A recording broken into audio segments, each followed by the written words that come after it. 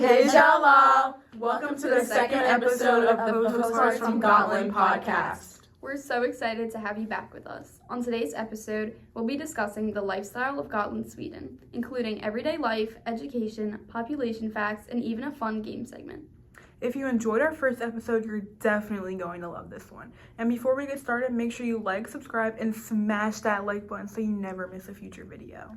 Now let's get on to the video.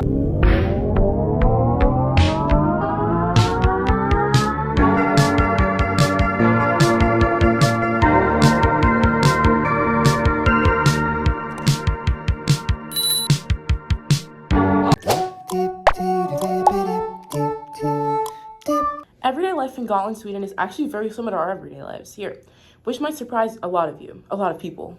Yeah, when people hear Sweden, they sometimes imagine something completely different, but daily routines are pretty normal. People wake up, get ready, eat breakfast, and head off to work or school.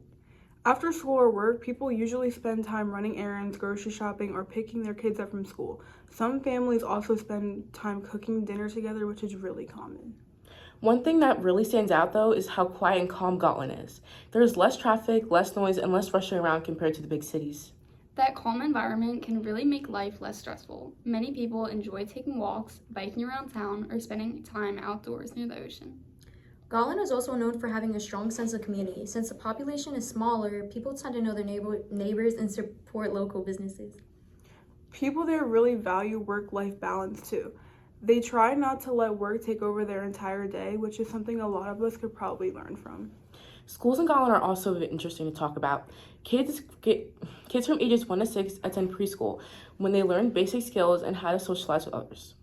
After preschool, kids attend compulsory school, which is required for students ages 6 to 16. This ensures that everyone receives a basic education. After that, students can choose to continue their education or begin working. It depends on their goals and interests. Education is actually one of the top career paths in Gotland, which shows how important learning is to their society. Other major career fields include healthcare, business, and financial work, farming, and manufacturing. Farming is especially important on Gotland because the land is good for agriculture and helps support the local community. Overall, everyday life on Gotland is peaceful, organized, and focused on community, which makes it a really unique place. Now let's move on to some population facts because they really help us understand life on Gotland. Sweden's population is actually very small when you compare it to places like New Jersey. New Jersey has around 9.5 million people, while Gotland only has about 68,970 residents. Wow, that's a huge difference, and it really explains why life there feels so calm and quiet. Another interesting fact is that the elderly population in Gotland is I can't read that. Expected to rise. Expected to rise. I'm actually keeping this by in, by the way. A few moments later. 3% by 2026. At the same time, young people are expected to make up about 14% of the population in the next 4 years. This could affect things like schools, jobs, and healthcare services in the future. Population numbers can also change because of tourism, which plays a big role in Gotland's economy. Most tourists visit during the warmer months, especially from June to August. During the summer, Gotland becomes much more crowded with visitors coming for beaches, festivals, and historical landmarks. Because of this, there are many seasonal jobs available, especially in hotels, restaurants, and tourist attractions.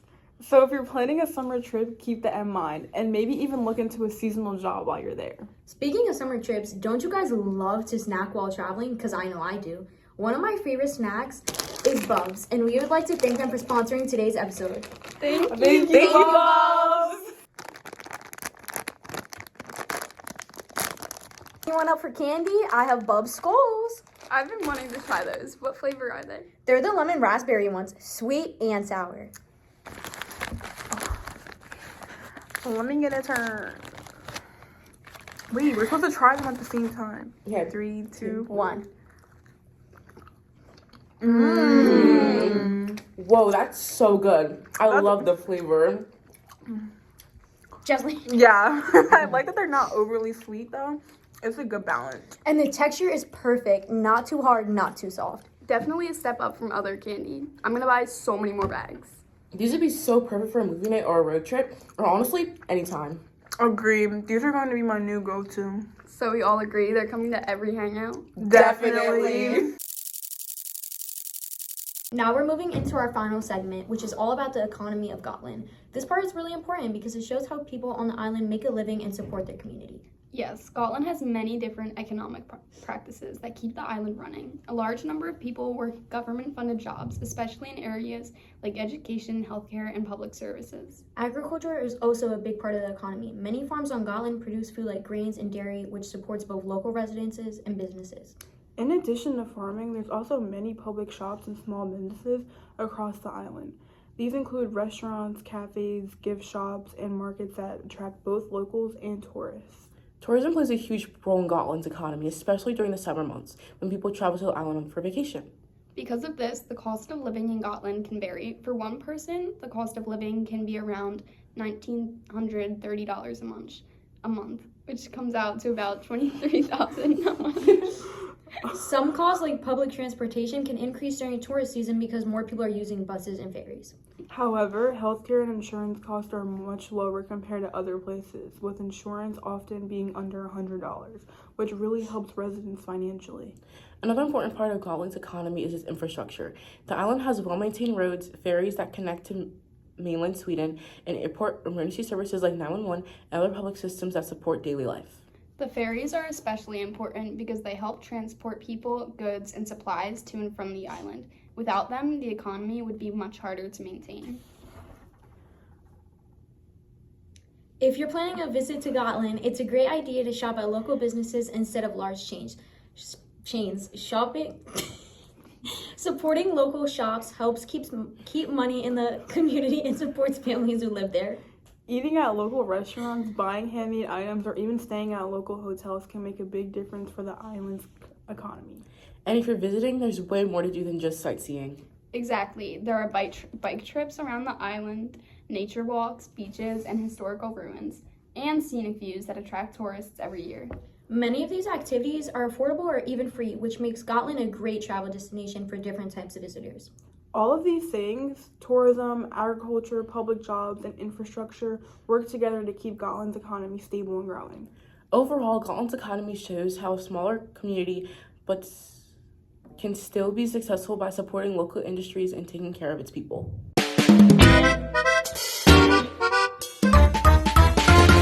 Alright everyone, it's time to switch things up and have a little fun. Splendid! For today's game, we're testing our knowledge with some Swedish trivia. Feel free to play along at home. First question, what colors are on the Swedish flag?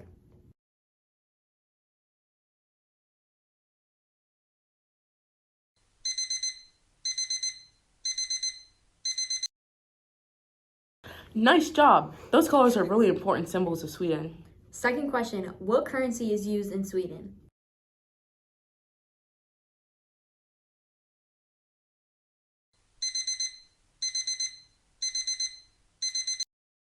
Correct. A lot of people assume it's the euro, but Sweden actually has its own currency. Last question, what is the biggest island in Sweden?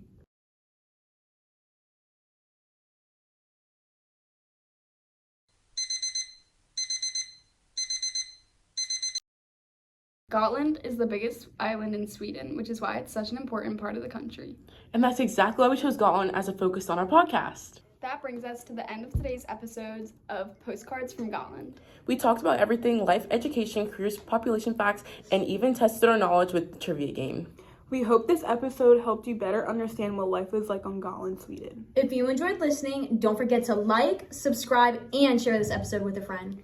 Thanks for tuning in, and we'll see you next time. Welcome to the second episode of the Postcards from Gotland podcast. Oh my god. Alright everyone, it's time to switch things up and have a little Sorry. Just go. Alright everyone, it's time to switch things up a little and have some fun. Spelted. Wait, I didn't even see that. So trivia. Feel free to play along at home.